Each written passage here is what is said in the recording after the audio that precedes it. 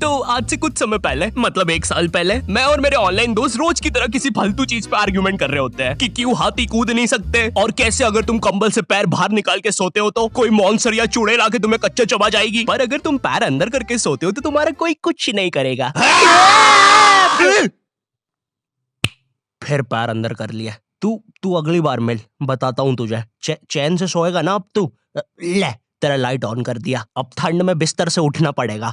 ले तेरा पंखा भी ऑन कर दिया अब तो ऐसी किसी बात पे आर्ग्यूमेंट चल रहा होता है, तो उसी बीच न जाने मेरे दिमाग में क्या आता है और मैं बोलता हूँ, तुम लोग अच्छे लोग हो, हमें मिलना चाहिए। ये सुन के भैया सन्नाटा मच गया। हाँ क्या बोला तूने? आयु तुझे पता है ना ऑनलाइन दोस्त कभी मिल नहीं सकते। इनफैक्ट ऑनलाइन दोस्त जैसी तो कोई चीज ही नहीं होती, हम सब तो रोबोट है। आयु तू हमारा दोस्त हो ही नहीं सकता, हम जा रहे हैं। फिर उन लोगों ने एक दूसरे के गले में हाथ डाला और न जाने क्यों गुस्से में डोरेमोन का थीम सॉन्ग गाने लग गए, वो भी तमिल में।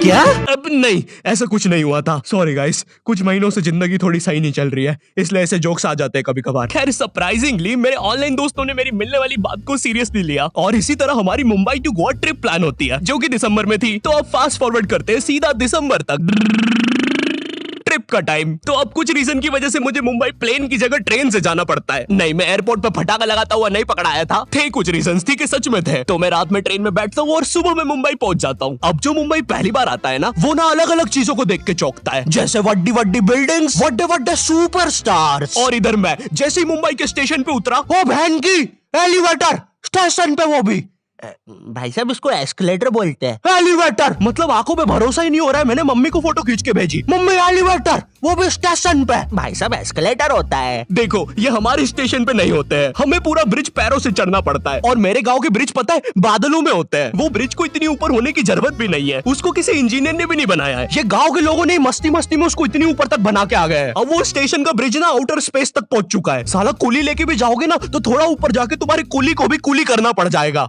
भाई साहब कुली करना पड़ेगा। अरे किया तो है तुम्हें। अरे आपको ने मुझे कुली करना पड़ेगा। रुको, कुली। हाँ जी भैया, इन्हें ऊपर तक छोड़िया हो यार। अरे पागल हो क्या मियाँ, ऊपर तक जाना है तो स्पेस सूट किधर है तुम्हारा? और ऑक्सीजन सिलेंडर लेके आए कि नहीं? ऊपर ऑक्सीजन बहुत कम है, हम लोग क्या बहुत ऊपर खड़े हैं मियाँ। देखो यहाँ से वो माउंट एवरेस्ट भी दिखता है। देखो आज की रात तो हमें ये सीढ़ियों पे सो के गुजारनी पड़ेगी। ऊपर पता नहीं कहाँ के खूंखार जानवर घूमते हैं। और सबसे जरूरी बात, हम लोगों के बीच में मैं सोऊंगा। मुझे मुंबई से अपने स्टेशन जाने में 10 घंटे लगते हैं और फिर अपने ही शहर के स्टेशन से घर जाने में 6.25 महीने। अब तुम बोलोगे नॉट योर टाइप, तो बहुत ही विलेज पीपल है। हाँ तो ठीक है, हूँ मैं, नहीं होते हमारे यहाँ पे एक्सेलरेशन। भाई उसको एस्केलेटर। वीडियो को आगे बढ़ाते हैं। मुंबई जाने से पहले मुझे ऐसा लगा था कि वहाँ पे सब लोग मचाएंगे, एड़े चाले सीधे चाले, इस तरीके से बात करते होंगे। तो मैं भी ना फुल रेडी था। मैं स्टेशन से बाहर निकला और एक ऑटो रोका। तो सबसे पहले तो मैंने अपनी ट्रेन में खरीदी हुई 24 कैरेट आइस डायमंड चेन आगे करी। मैंने 20 रुपए में खरीदी थी, आगे अपना टाइम आएगा भी लिखा था, क्योंकि मुंबई में थे यार, थोड़ी अमीरी दिखनी चाहिए। कौन है अंबानी? है किधर रहता है वो? है क्या उसके पास ये? तो वो ऑटो वाला पूछता है किधर जाओगे? इधर मैं फुल मुंबई के स्वैग में। क्या बोलते ऑटो वाले चाचा, अंधेरी चलोगे क्या? चलो ना, मचाते ना अंधेरी में चल के। अंधेरी में तुम उजाला लेके आओ। ऑटो में क्यों बैठे हो? लैम्बोर्गिनी लाओ। ये अंधेरी में तुम आओ। क्यों चाचा? अरे भाग मादर है, कड़कती धूप में मुजरा दिखा रहे मेरे को।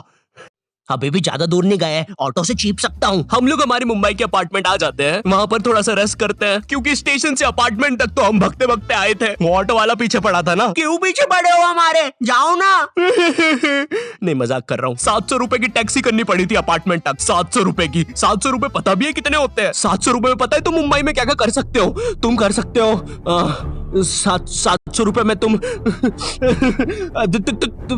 700 रुपए में वापस उसी टैक्सी में बैठ के स्टेशन जा सकते हो। भाई साहब मैंने 750 कर लिया है रेट। कितनी महंगी है मुंबई। तो अब मैं और मेरा दोस्त डेस्क, हम लोग हमारे बाकी 2 दोस्त से पहले आ गए थे। तो अब हमारे पास कुछ करने के लिए नहीं था। तभी मुझे मेरी एक फीमेल फ्रेंड ने मॉल में मिलने बुला लिया। तो हम लोग जाते हैं मिलने, वापस 700 लगा के। ये मुंबई भी ना। तो मेरी दोस्त ने ना मुझे एक मूवी देखने बुलाया था, अवतार। मूवी में ज्यादा कुछ खास था नहीं, कुछ नीले लोग नंगे होके पानी में भाग रहे होते हैं रोबोट मशीन से बच के। ये मूवी मैंने 3D में देखी थी, ज्यादा कुछ चेंज नहीं हुआ। अब बस वो नंगे लोग मेरे साइड से निकल के भाग रहे थे। हम ये जंग जीत के रहेंगे। सर वो सब तो ठीक है, वो आदमी कौन है? अरे वो हमारी मूवी देख रहा है 3D में। उसे तो मजा ही आ जाएगा जब हम सब नंगे होकर उसके सामने से भागेंगे। मेरी बात सुनो सब लोग, हम लोग उसके बहुत पास से भागेंगे लेकिन उसे टच नहीं करेंगे। जिमी मैंने तो अपने हाथ भी गीले कर लिए सुसु से। जैसे ही मैं नंगा होकर उसके पास से भागूंगा अपने हाथ उस पे लपलपा दूंगा, चीटों से उसे लगेगा मूवी और रियल है। मेरी जिस फ्रेंड ने मुझे मॉल में बुलाया था उस दिन उसका बर्थडे था और मैं इधर बेशरम बेहया खाली हाथ गया था, बिल्कुल उस लेंडू बच्चे की तरह जो बर्थडे पार्टी में खाली हाथ आ जाता है। फ्री का नमकीन और केक दे दो बस उसे। तो ये बच्चा इधर मैं था। चीजें अभी इधर खत्म नहीं हुई हैं। उस बंदी ने फिर मुझे गिफ्ट दे दिया।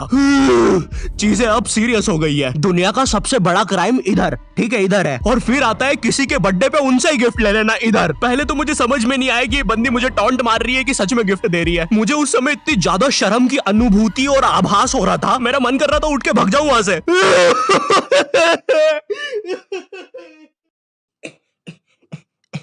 अरे वो बाहर बहुत गर्मी है ना, इसलिए मैंने सोचा स्प्राइट पी लूं आके। और पेरी पेरी फ्राइज भी मेरे फेवरेट है। देखो अगर उस टाइम में चाहता तो अपने पीछे वाले जेब से बटवा निकाल के एक 50 का करारा नोट और 1 रुपया लगा के बड्डा लिफाफा बना के उसे दे देता, लेकिन मैं कोई 80 साल का दादाजी नहीं हूँ और वो भी मेरी पोती नहीं है, तो अब मैं कुछ कर नहीं सकता था। इसलिए मैंने बेशर्मों की तरह उसका गिफ्ट ले लिया और कमियां भी निकाल रहा हूँ। घड़ी तो अच्छी लाई हो तुम, लेकिन फास्ट ट्रैक की लाती तो अच्छी है घड़ी। रात तक मेरे बाकी दोस्त भी आ गए थे, तो फिर हमने मुंबई की फेमस जगह, अरे वहीं जहाँ सब लोग जाते हैं घूमने के लिए, वहाँ घूमना स्टार्ट कर दिया। लेकिन जब तुम तुम्हारे दोस्तों के साथ रहते हो तुम्हारे दिमाग में मस्ती रहती है। तो एक मॉल में हमें एक सांड वाला झूला दिखता है। अब उसे देख के एक 21 साल का मैच्योर आदमी क्या करता, पापा बहुत बीमार है, बहन की भी शादी करवानी है, मुझे लगता है सांडू मैं तुम पे घूमी घूमी करने के लिए थोड़ा बड़ा हो चुका हूँ।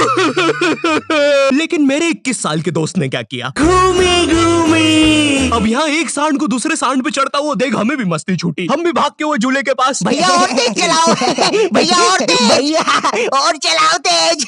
मैं मुंबई में एंग्री प्रास से भी मिला था। उन्होंने मुझे अपनी बिल्ली से खेलने दिया था और अपना मास्क भी पहनने दिया था। अच्छा चलो मास्क मैंने बिना पूछे पहन लिया था, कैमरा फुटेज में तो आ ही गया हूँ मैं वहाँ पर अपने मैनेजर सौरभ भैया से भी मिला था। हम लोग मुंबई में लास्ट में जूहू बीच पर गए थे। वहाँ पर सब कुछ बढ़िया था, ठंडी ठंडी हवाएं चल रही थी, सब कुछ बढ़िया था।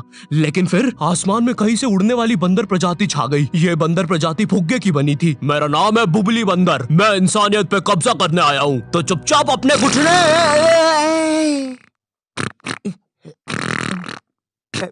है दोस्त, क्या तुम प्लीज मेरी बुंड में हवा भर सकते हो?